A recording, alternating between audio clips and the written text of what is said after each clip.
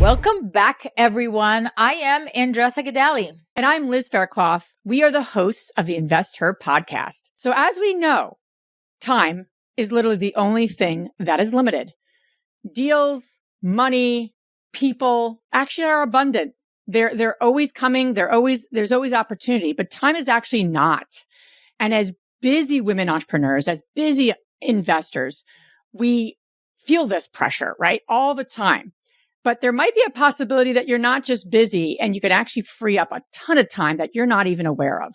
And that's exactly what we're talking about on today's minisode, where we're talking about how to double your free time. And then the next episode could be what we're going to do with that free time. But right now we're going to free you up of time. All right, let's get started, Liz. So what is the number one? Tell me something that I didn't hear before. Well, you may have heard this before, Andressa, which I know you hate hearing things and going, we got to do something different and unique, something that no one's ever heard of. But here's the deal. I heard it once. Common sense is not always common practice, meaning we know we need to do this, but have we actually ever done it before would be my first point. But let me get into what it is. It's doing a time audit. I heard this once and I've heard it before, but it is only recently that I actually did this. I did it with my coach. She goes, all right, I'm going to give you 10 minutes. She always says, I'm going to give you 10 minutes. And so the exercise, she goes, listen, you get 168 hours in a week. I'm like, oh, I didn't realize there's that many. And then she started spouting out all the things. She said, okay, we're going to really, and we did it together where we really looked at my week and this and that. But the follow-up exercise was actually for me to take a little journal, right? And write down, not only write down, but look at my calendar of how am I spending my day? Where's my time really going? Personally, professionally. So when we talked on Andressa, my coach said, okay, how many hours are you sleeping? We went basic, right? And then you start to say, okay, all these things are taken care of. What am I doing with this other 35 hours? And then it starts to be like, whoa, I might have more time than I think. But if you don't know where you're spending your time, then you're just trying to save time that you're really not sure of. But let me play devil's advocate, right? So if you're listening to this, you're like, I need more time. I do not even have the time to do a time audit. Well, I can't help you then. No, I'm joking. They're like, you're screwed. Sorry about that. But I think that this is what's going on, right? And this is why we want to talk about it in a different way.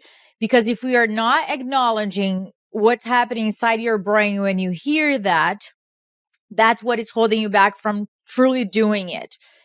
The request here is that you're going to make time to do this time audit, and that is going to yield you later on more awareness of where your time is going. And that is going to allow you to make wiser decisions on how to spend it. Right now, if you continue with that mindset of like, listen, I don't even have time. I just need to get things done. How is that working? Yeah. Right? If you don't change your perception about your true schedule, you just don't have anything to work with. So right now is like, prove me, prove it to us that you do not have that time. Where is it going? Truly, truly for yourself, for your family, right? You come number one. So having that, if you're not willing to do that, I'm going to be talking to you 5 years from now about the same situation. Yeah. And the stars will not align. So first of all, let's get the real data in place. So then we can complain about it, do something about it.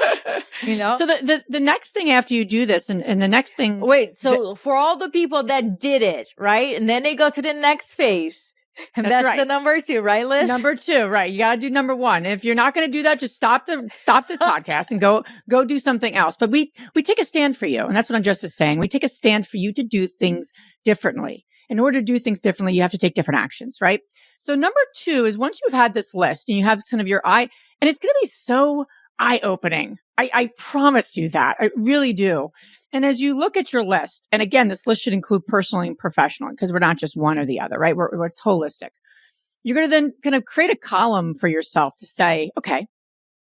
And overall, what you're trying to answer is what's working, what's not working. That's kind of like the overarching kind of questions that you're in a sense asking. But more specifically, in order to answer those questions, you're going to start to figure out, what can you eliminate? There are probably things you're doing each week that you can completely eliminate. I hate to tell you. And if you like that Netflix show, keep watching it if that works for you. I'm not saying just eliminate the things that are time wasters, but there are things you're doing right now you can eliminate. I can promise you that. Automate. Are there things you can be automating? Are there things that you could be delegating? And when I say delegate in a very loose term, I mean delegate to your kids. I mean delegate to, other people in your life, your family. I don't mean just delegate to an employee, first off. I mean delegate in the holistic way. A neighbor, etc. Right? Could we get creative there? And then the last thing is outsourcing.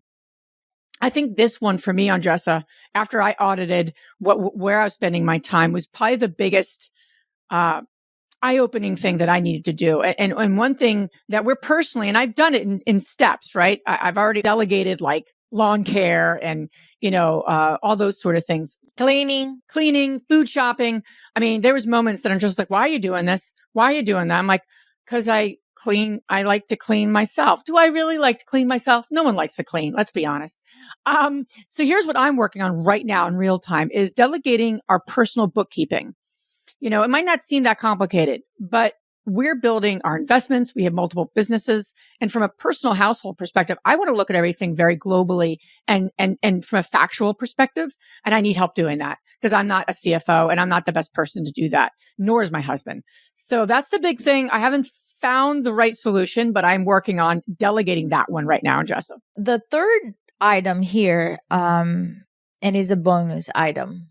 Ooh, bonus. We love bonuses. Mm-hmm. But it goes against the grain. It goes against the norm. So Liz, a couple of months ago, I truly refused, right? I procrastinated and then I came to a refusal stage where my lease for my car was up and I needed to figure out what I was going to do, right?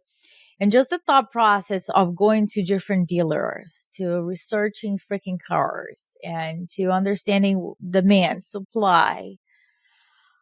Oof, I just was not up to that task. And I asked the following question. There's no freaking way other women like me that are running a business are going to dealers to do this task. And I refuse to do it this way.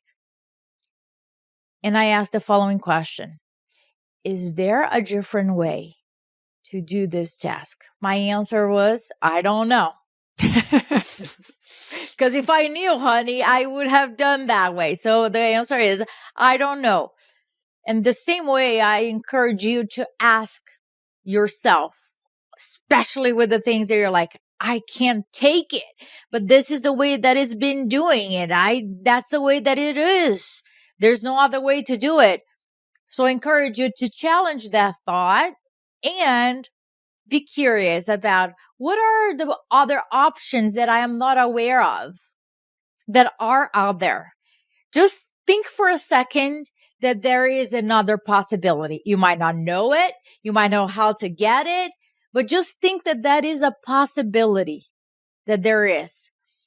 So I did not know in my car situation, I did not know that there were people like realtors, for example, right? That can do the job for me, that do the research, go to the dealers and they get paid by the dealers. So it wouldn't be any fee that I would pay for it, right? So then I was like, I don't know any freaking dealer. So now how can I find the brokers, right? But I was like, but hold on. I know somebody that knows a lot of people, right? So who did I call? Liz. Call Liz and say, who the hell do you know that might know somebody that can do this job? She's like, well, let me think about it. And she went around and then a couple of minutes later, she's like, actually, my neighbor is a dealer and he works with this broker. I'm telling you, this woman, God sent. She was sent to me, right? My type of girl, like super straightforward. This is what it is. Those are the options. I can schedule for you. Somebody is going to be waiting for you there with a car that you selected to go for a ride. those are like the breakdown of the prices. Those are the fees. This is everything. And I was like, yes, but how about my car? Don't worry about it because we're going to deliver the car to your house and your old car comes with me. I am telling you, I was like, yes, thank you so much. I did not have to spend a lot of my time going to dealers, negotiating this, and that. Everything was done. And I just signed the papers at my house. She came to my house with That's awesome. everything. I love this. And it went her way. There's no other way that I would do the same task ever differently than this. It saved me a lot of time, a lot of headache. Same thing with groceries. I don't do groceries anymore. When I do errands, I stop by to pick them up. And then I was like, how can I do this differently? I asked myself again. And then I found out that I can turn my GPS on the app on. So when I get to the supermarket, I don't need to let them know that I am there. When I turn the GPS on, they already know I am on the way. And when I get there, they are there already. Wow. I open my trunk, they put everything in, and I go. And because I'm purchasing through the app, I get a lot of coupons and discounts. I don't carry coupons around, right? But my app does. And I'm like saving time and money here. So I'm always asking myself, how can I do this differently? So that's something that we encourage you guys to do across the board, including your business. Right now, the real estate market, it is what it is. Yep. Low inventory, high interest rate. And despite that, there are a lot of investors that are crushing. They're continue growing their business. Why? Because they know something that you don't. Why? Because they have tools that you don't. Now you're like, so what, Andressa? So I encourage you to come get the knowledge, to come get the skills, to come get the tools. We have invited over 30 top-notch speakers to come to InvestorCon in Austin, Texas from 2nd to 4th to teach you, to give you those tools. So now you don't have any excuse to say, I know that I have the knowledge, I have the skills, and I have the tools in my toolbox. Many times we just don't know what we don't know. We don't have those tools. And in times like this is the time for you to get new tools to your toolbox. So we invite you to join us June 2nd to 4th, InvestorCon. Check out our speakers, and over 500 women are traveling to Austin to get the support they need to thrive, to scale, and to live life on their own terms. Can't wait. Be there. Thanks so much for listening. Thank you so much.